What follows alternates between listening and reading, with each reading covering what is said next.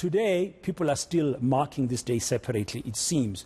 So let's talk about what are the country's hits and misses.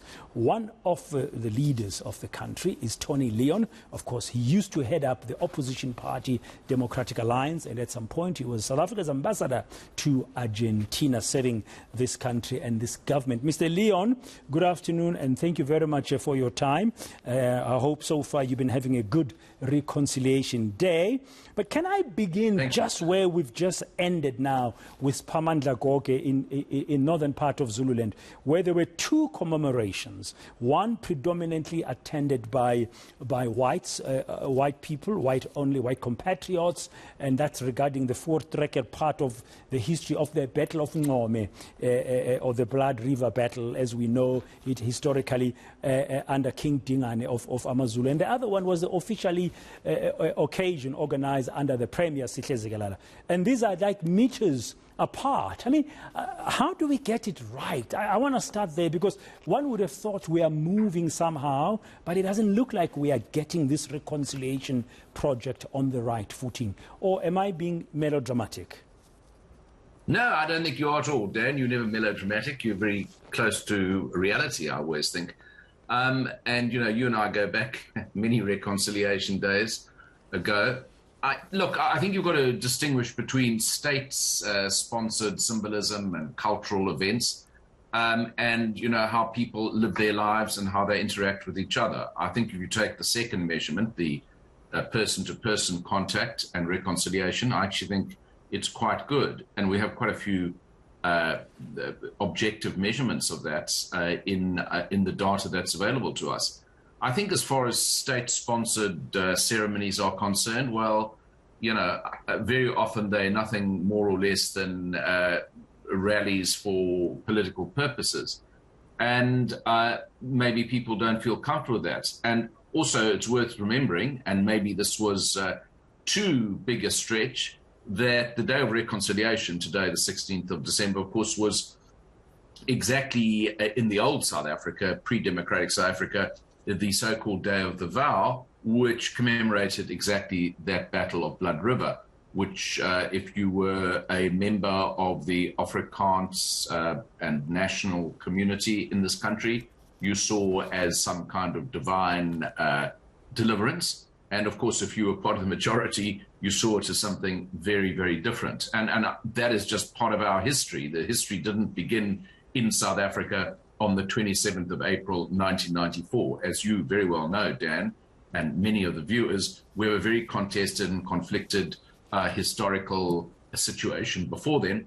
And I guess since 94, with a lot of imperfection, we've been trying to deal with that. And whether we've dealt with this successfully or not, I don't think is going to be measured by provincial premiers on the one hand calling out who does and doesn't attend certain festivals, and on the other hand, the same premier and his council colleagues in the ANC basically thumbing their nose at a judgment delivered yesterday in respect of Jacob Zuma, where the real act of reconciliation to me is to reconcile yourself both to the limits, the possibilities, and indeed the aspirations of our Constitution, one of which, the key cardinal pillar, if you like, is that every person, no matter how high or low they are in the country, is equal before the law and has to abide by the legal prescripts set by our courts, as indeed the courts did yesterday. So I think it's a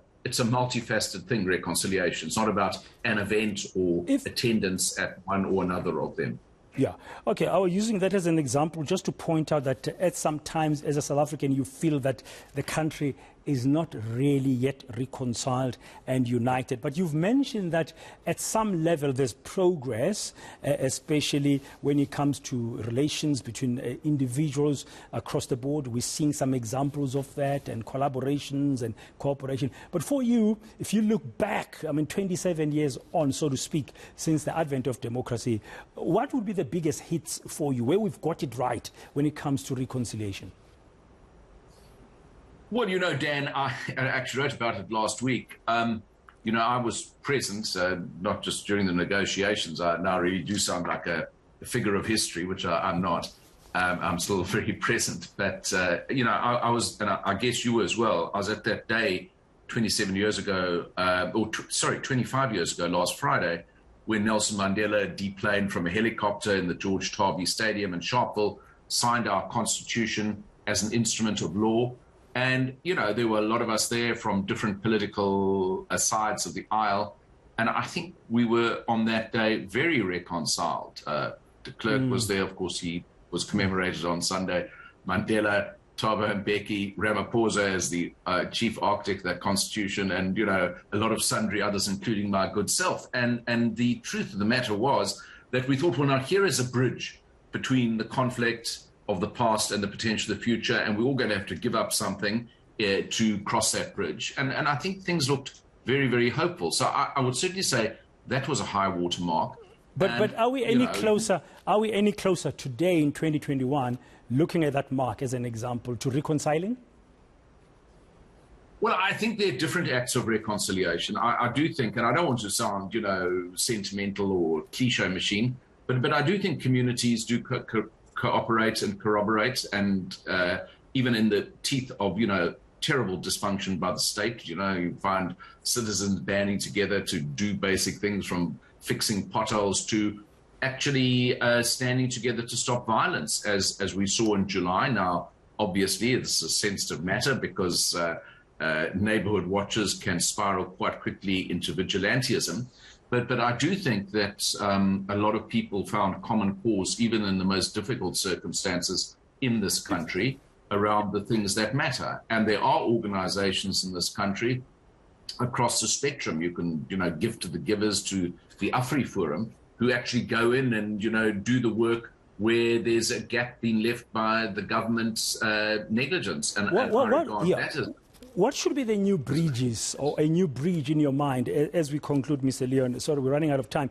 What in your mind could be a new bridge that could sustain this country going forward? It's a beautiful country, everybody tells us, diverse country, and people are talking about more and the need and more for inclusivity, for the reconciliation project to be seen to be working. In your view, what could be this new bridge like you saw in 1996 that can take us forward in a way that we feel united?